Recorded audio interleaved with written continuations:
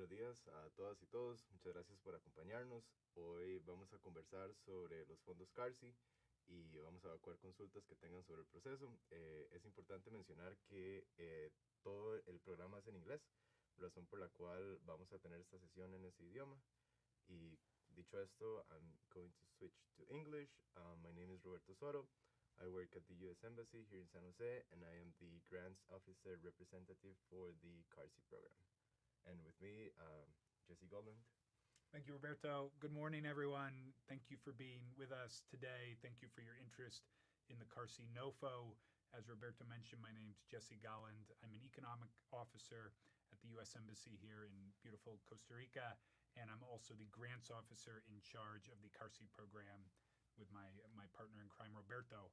And so today we're doing our annual Facebook Live event, where you will have the opportunity to ask us questions about the NOFO Notice of Funding Opportunity that we published on grants.gov. You can also find that information on the Embassy Funding Opportunities website about a month ago. We do these sessions to answer your questions live in a transparent manner so that everyone interested in applying for the CARSI program can get the similar information at the same time. So if you're here today, we imagine that's because you're interested in the program, and we thank you for that. And so CARSI stands for the Central America Regional Security Initiative. In Costa Rica since 2010, we've done approximately 60 loans for, or 60 awards for over $13 million to support programs in every corner of Costa Rica. And we're really excited about this program. The focus of CARSI in the recent years has been on CARSI pillar number 3, which is strong, capable, and accountable governments, which relates to governance. And that is, again, the focus of our Notice of Funding Opportunity this year. We're seeking strong proposals that will advance governance objectives in Costa Rica and create those strong, accountable governments. And so, before we jump into the questions, the number one advice that Roberto and I give every year that we do this is please read thoroughly the Notice of Funding Opportunity. All of the information that we will give you is likely found in that document. What we're looking for in the proposal, how you can put together a proposal, all of that information is in the Notice of Funding Opportunity. To help us answer some of your questions today, we printed out materials, and those materials include the Notice of Funding Opportunity, because that's where we're going to go for our answers. So that's always the number one, advice that we give every year. Additionally, this year we're excited to announce that funding available. We should have $1 million for projects in Costa Rica, which is an increase from previous years. We're looking for 3 to 5 projects. Again, all this information is in the Notice of Funding Opportunity, but we'll fund 3 to 5 projects, anywhere ranging from $150,000 to $250,000. Again, proposals are due May 7th at midnight, and that's midnight Eastern Standard Time, 10 p.m. TICO time. So please get your submissions in on time if you're interested in this funding opportunity. And lastly, please read through the objectives in the NOFO. We get lots of questions about what we're looking for in projects. Roberto and I spend a lot of time working on those, and that gives you an idea of what types of projects we're interested in this funding cycle. And I also want to add, we have on our colleague Blake White, who works in the Western Hemisphere Bureau in the Department of State up in Washington. He is a grants expert, also on the line available should we need his assistance with any questions. So we thank Blake for being with us today. And with that, I will kick it over. Please start submitting the questions as you see fit. Pop them in to the website, and Roberto and I will get to them as quickly as possible. So Roberto, I'll turn it over to you to see if we have any questions. Thank you, Jesse. We just made a volume adjustment, and we want to make sure that everyone is hearing loud and clear. So we're reading your comments. Can you please let us know if the volume is appropriate now?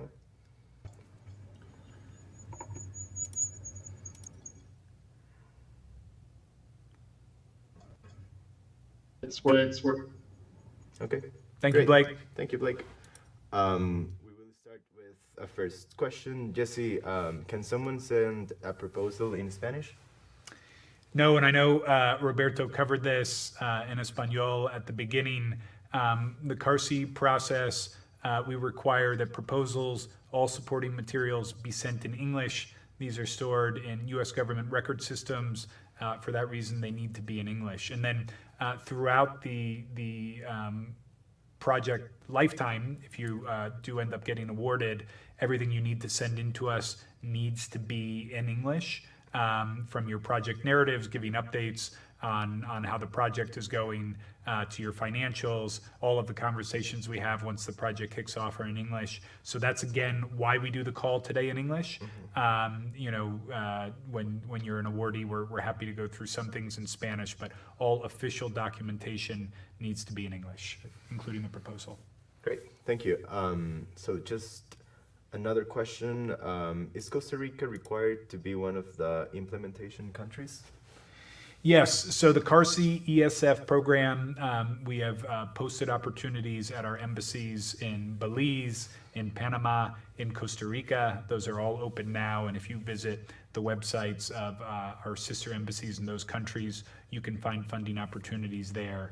But for our specific one today, we're talking about the Notice of Funding Opportunity in Costa Rica. Implementation has to happen in Costa Rica. We work with lots of local NGOs in the past that are based in Costa Rica. We can certainly work with NGOs or eligible organizations that are based outside of Costa Rica, but project implementation and the activities have to be conducted on the ground in Costa Rica. Thanks, Roberto. Okay, thank you. Also based on that question, can an organization apply in several countries in Central America? Yes, so you are welcome to apply. These are separate notice of funding opportunities. We do look at these up in Washington. We will be considering which proposals are the strongest in each country. So we'll want to make sure that your organization has the bandwidth. If you're dedicating staff, resources towards projects CARSI projects in multiple countries. But yes, there is no reason you couldn't apply for multiple opportunities. Thank you. This is a very common question we always get. Could an organization join efforts with, let's say, a municipality or a local government here in Costa Rica? Sure. So the CARSI program, as we mentioned at the top, the goal is on creating strong, capable, and accountable governments. It is to improve governance in Costa Rica. Again, if you go to the NOFO, you'll see who our eligible organizations are: nonprofit organizations, education institutions, and those are our primary awardees. Those are the main partners that the embassy works with in the CARSI program. But oftentimes, and honestly, during the proposal process or before the proposal process, those organizations, as they're working on their proposal, will have likely selected it can be any type of government. It can be municipal governments. We've done lots of projects with NGOs that have supported improving governance at the municipal level. It can be at the national level. We've done projects that have collaborated with the Ministry of Hacienda. And additionally, we've done projects with NGOs that support ASADAs, rural water community organizations. So it doesn't even have to be, a state, municipal, or national government level organization. Okay, thank you. Based on that, also, we typically hear about applicants asking who can be a grantee and a sub-grantee. And based on that, we would like to mention that any organization that falls under the eligibility criteria that Jesse just mentioned, NGOs, public or private universities, and international public organizations, can be a grantee or a sub-grantee. Okay, thank you. We appreciate if anyone has any questions, please just include them in the chat. Another question we recently received: can a for-profit organization be part of these grants? Thank you, Roberto. We get this question a lot. Again, encourage you to go to the Notice of Funding Opportunity, which has a very clear section on which organizations are eligible to be awardees for CARSI funding. For-profit organizations are not eligible to be the primary awardees.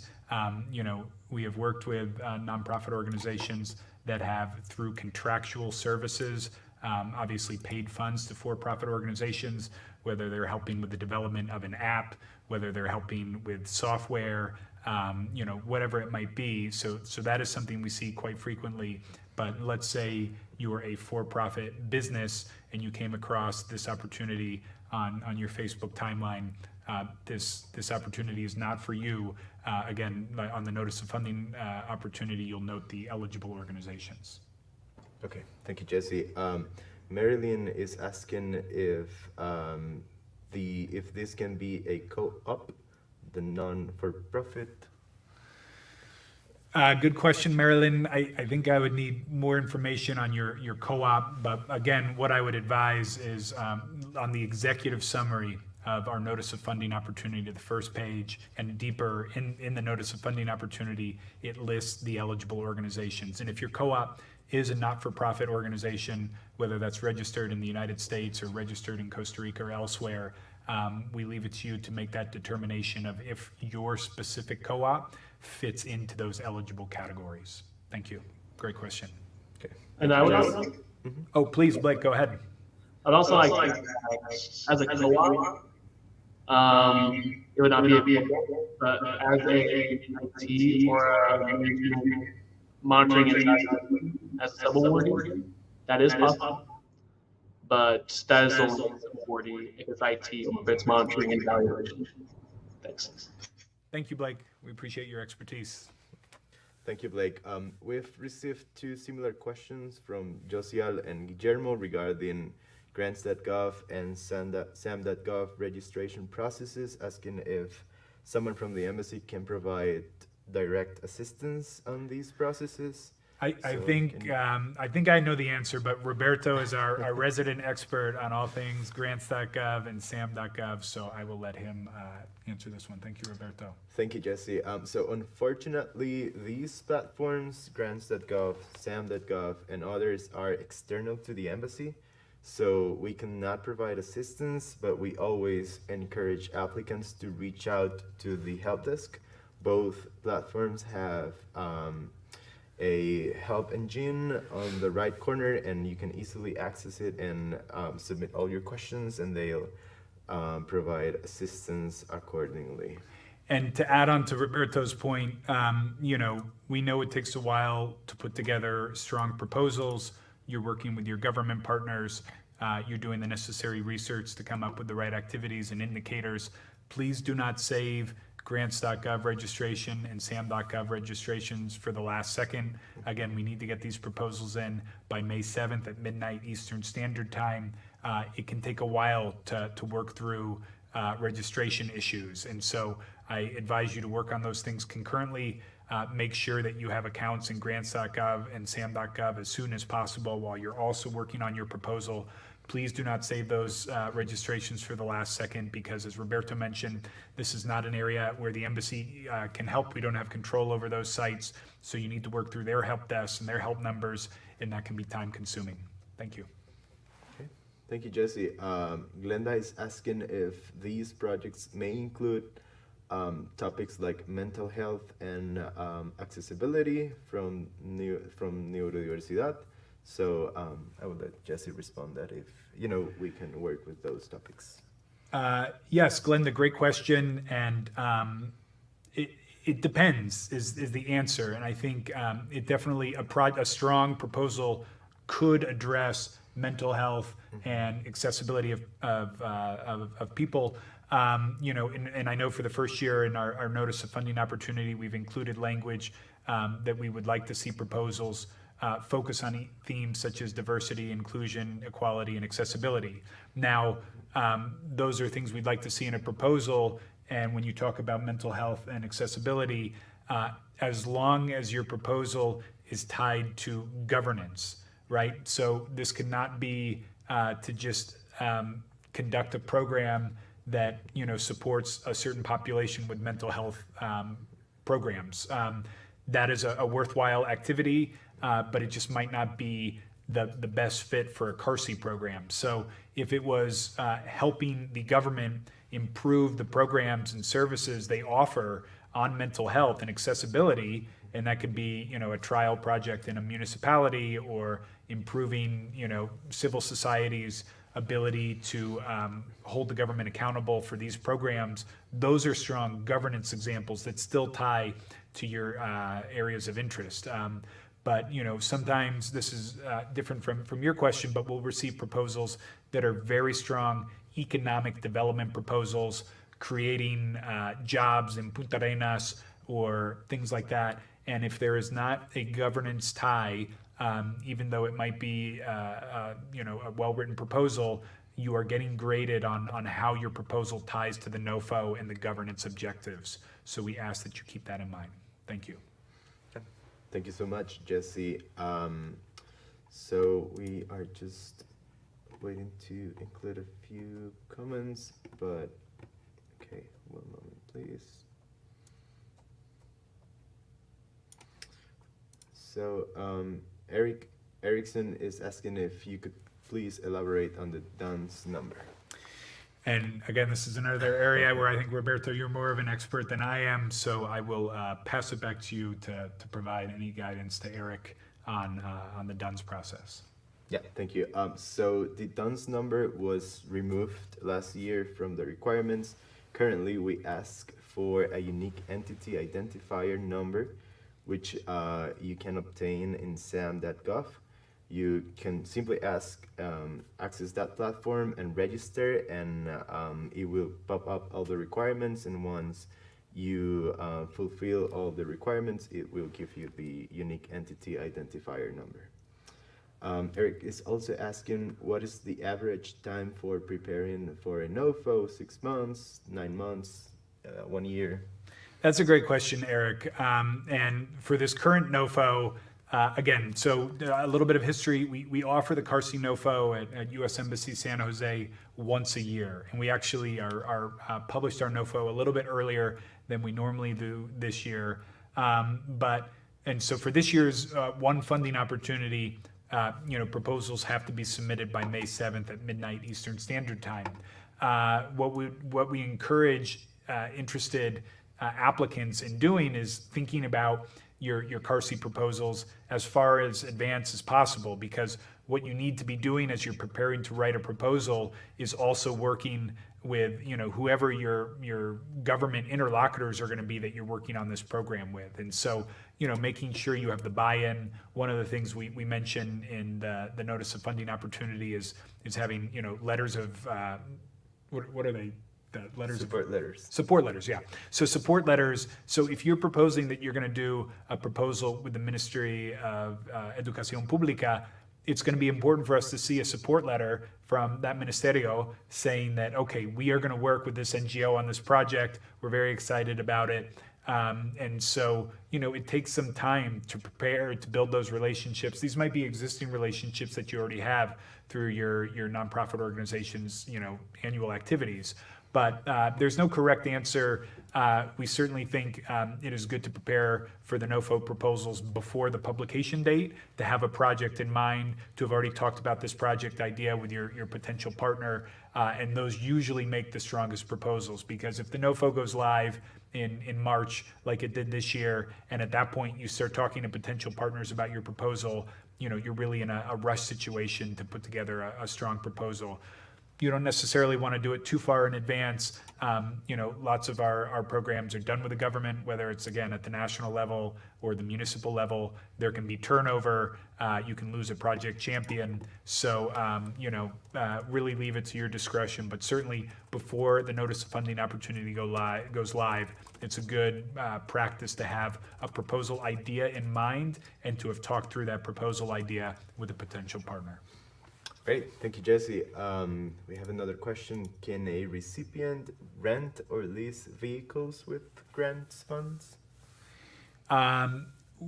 It is, and I'm gonna give my initial answer, and then I'll go to Blake, our technical expert. I am pretty sure that it is an allowable expense to rent vehicles.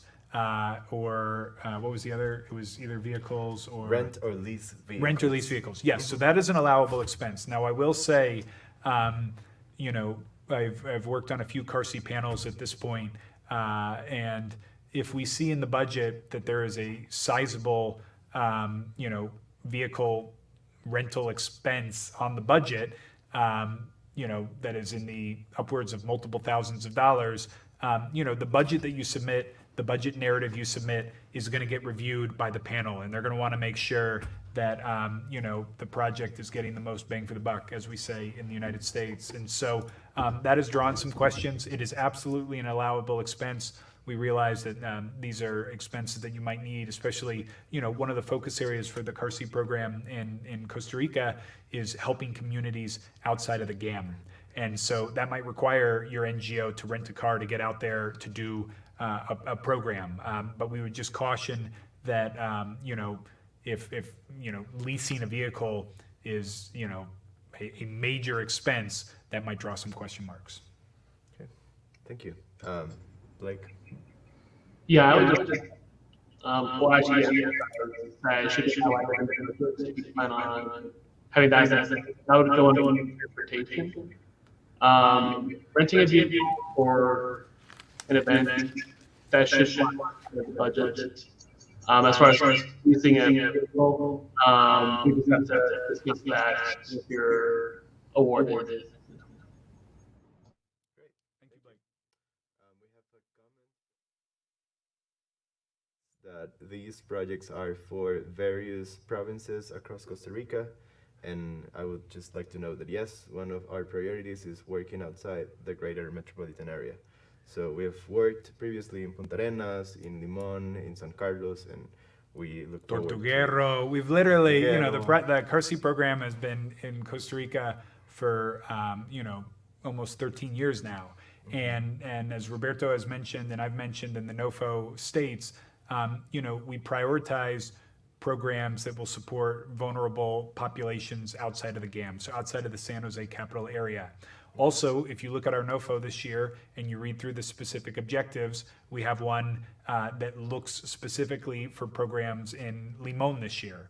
I will note that it is not a requirement that a program take place outside of the GAM. It is not a requirement that a program take place in Limon, but given those are listed as priority objectives, our voting panel that's going to make the decision on the best proposals is going to factor in, whether those proposals, fully address, some of those issues. But if the best proposal we receive that addresses governance issues is to take place in San Jose, that will also receive strong consideration from the panel. Thank you, Jesse. We have a question from Antonio. Can you improve the reaches of this meeting to Spanish audience? So like we mentioned, all the process is conducted in English. The proposal drafting and submission are conducted in English, as well as the monitoring, evaluation, and compliance. So that's the main reason we are having this session in English.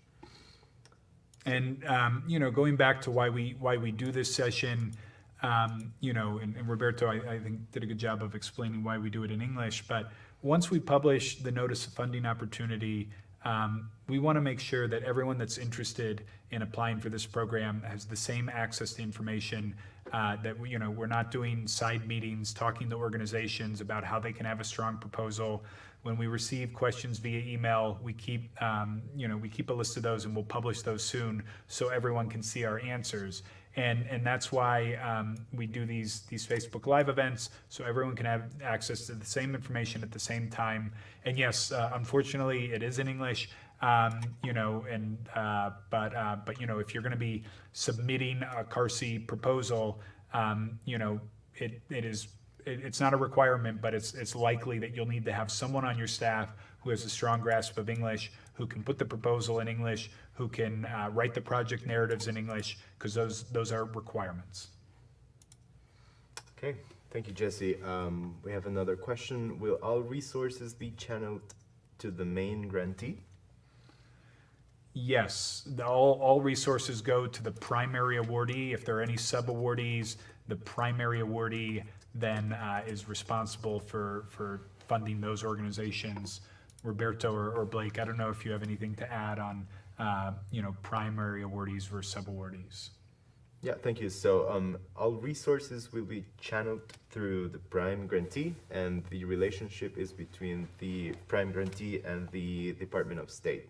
So the prime grantee is the one that monitors and channels all the funding through their subgrantees. Like, I don't know if you have something else. Nope, that's all right.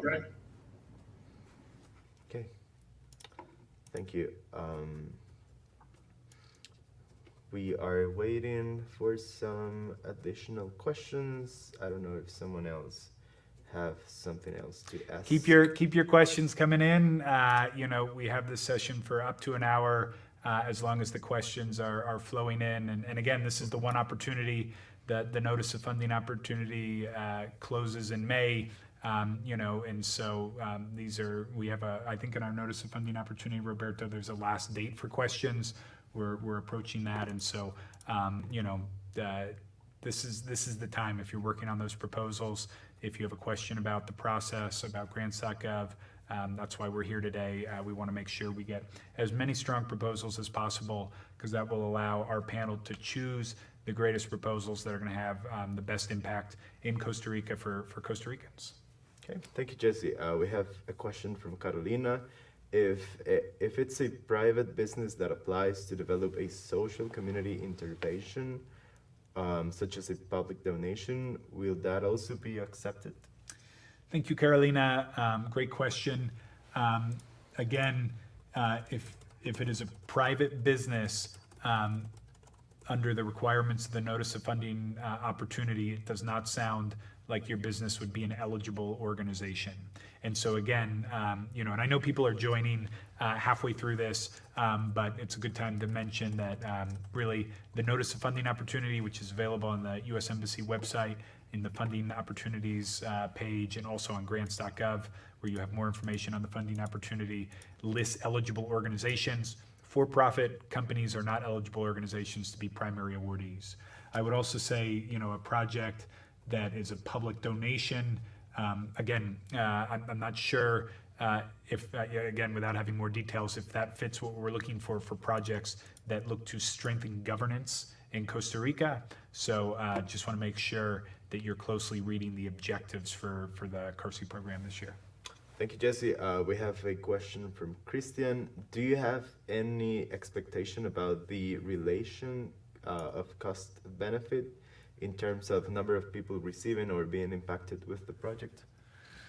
That's a great question, Christian. We don't have any, baseline standard of you need to impact this many people. We've done programs that are national in scope, that work with the Ministry of Hacienda to provide greater insight into public spending and public purchases. That is something that impacts every Costa Rican who can use that tool. We've also had amazing successful projects that focus on 1 to 3 municipalities. So again, our panel is going to look at the size of your proposal, which again, this year we're looking for anywhere from $150,000 to $250,000. If your proposal is a $250,000 proposal and it's going to have an impact on 12 people, that might raise some question marks. There's no right answer. Obviously, the most impact that you can have is the best, but we also want it to be the right type of impact, right? So, whether it's within one municipality or nationwide, we're really looking for strong proposals that will have impact, that we think are lasting impact, that will be sustainable after the project ends and the CARSI money goes away. That's what really excites the panel, is if this is something that can cause long-term change and be sustainable after the program ends, or can be a test pilot that will allow the government to, launch similar programs elsewhere. So great question, but there's no right answer. Okay. Thank you, Jesse. Carolina is asking if this is being recorded. Yes, Carolina, this is being recorded. You can see it again. Because of the volume issues, I missed the first part. Thank you. Maybe, Jesse, you can do a quick recap of the CARSI program for those who missed the introduction. Yeah, no, and Carolina, I do think it is being recorded. We apologize for some of the sound issues early on. I'll give a quick overcap of what I covered at the beginning. Again, I'm Jesse Golland, Economic Officer and CARSI Grants Officer. We have Roberto Soro, our Grants Officer Representative. We are doing this in English because all of the documents need to be submitted in English, including your proposal. We do this annual Facebook Live event because we want to be as transparent as possible in getting everyone interested in the CARSI program answers at the same time. And thank you again for your interest in the CARSI program. We hope to get as many strong proposals as possible this year. CARSI stands for the Central America Regional Security Initiative. Through CARSI in Costa Rica, we've supported approximately 60 awards for over $13 million throughout every corner of Costa Rica. And, this year, as in the past few years, this is in our notice of funding opportunity, but we are looking for projects that focus on CARSI Pillar number 3, which look to create strong, capable, and accountable governments, or improved governance, essentially, is what that is saying. So please read the objectives, please read the notice of funding opportunity. That gives you all the information that you'll need to submit a very, very strong proposal. Proposals are due May 7th by midnight EST, Eastern Standard Time, so that's 10 p.m. in Costa Rica. Please don't save it for the very last second. And this year we have $1 million funding available, and we'll be doing 3 to 5 projects for $150,000 to $250,000 are the proposal sizes we're looking for. And I think that's a very quick overview of what we covered at the top. So hopefully you have that now, Carolina. Thank you, Jesse. Eric is asking mentioning that it would be helpful for people to see past NOFOs, so as to understand the complexity. So yes, Eric, we have our current NOFO available in the platform, and you can ask to San Jose CARSI ESF at state.gov, and we can send you past NOFOs for your reference. But Eric, what I would say is my advice would be really focus on the current NOFO, because our panel will be assessing your proposal based off of this year's NOFO. There's a lot of similar language from this year's NOFO and past NOFOs, but the goal is on this year's NOFO, and there have been updates in this year's NOFO. So things we've asked for previous years are no longer applicable this year. So, I think our recommendation would be, really read this year's notice of funding opportunity before you dive into your proposal, understand what we're looking for in the requirements, and that will help you have the strongest proposal possible. Okay. Thank you, Jesse.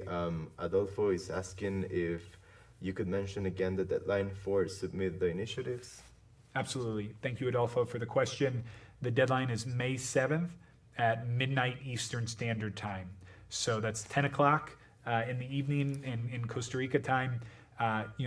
Roberto and I have been doing this program a few years now. We typically get all of our proposals on the day that proposals are due. That's fine. That's, I think, normal, not just in Costa Rica, but elsewhere. We encourage you to get in your proposals as soon as possible. Obviously, take the time you need to make it as strong a proposal as possible.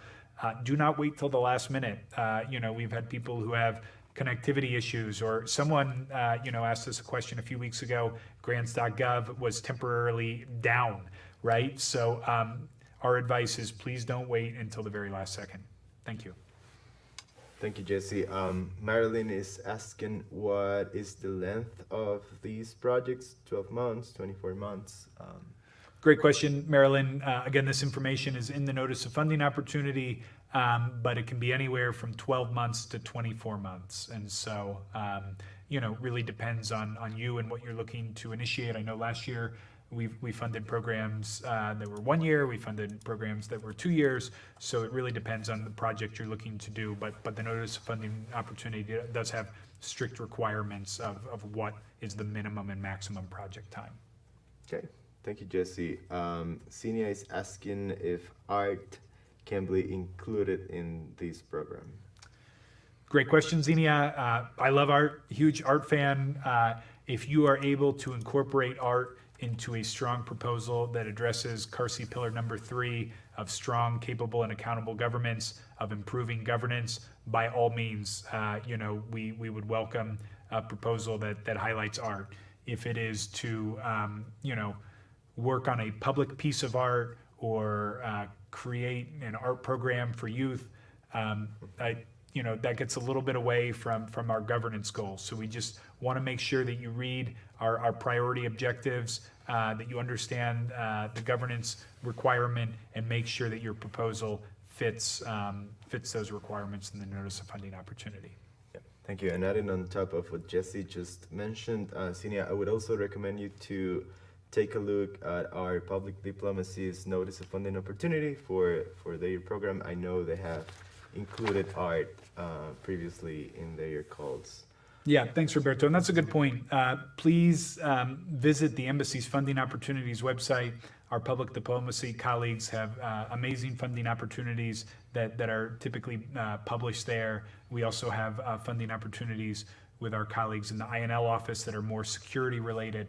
So not every proposal or not every project is the right fit for CARSI. But fortunately, at the U.S. Embassy, we have multiple funding mechanisms with different objectives and goals. And, follow the Embassy's social media accounts, keep track of the Embassy's Funding Opportunities website, and you might find the right description for your organization. Yeah. Thank you, Jesse.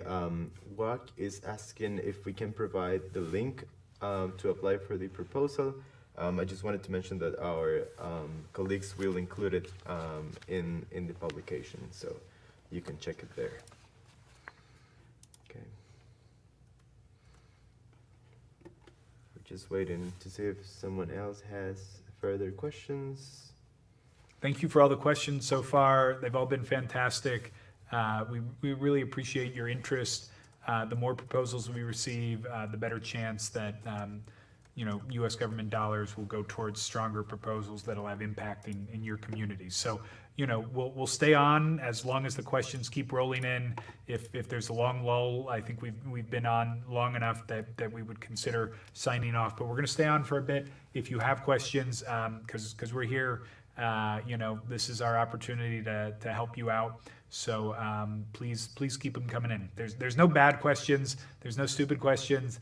It's a complicated process, but I promise you, if you submit a strong proposal, this is a great opportunity for your organization.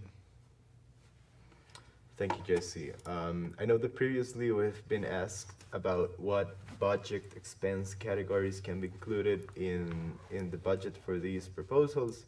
So maybe we can go over some of the categories. We can fund personal expenses, including any personnel directly employed by the recipient organization that can be directly attributed to the grant. That's one category. Fringe benefits can also be included, and these include cost items such as pension plans, health benefits, and other benefits to conform to an organization's established policies. As we previously discussed, travel costs can be included as well. Leasing or car rental can be included. Equipment purchase can be included. However, these costs for equipment should be for those having a useful life of more than 1 year, and an acquisition cost of $500,000 only. Additionally, contractual services can be included. A procurement contract under an award or a sub-tier awards for goods or services. Other direct costs can be included, such as furniture, rugs, and other indirect costs for the program. Lastly, indirect costs that include services for the offices, internet connectivity, and those costs are also allowable.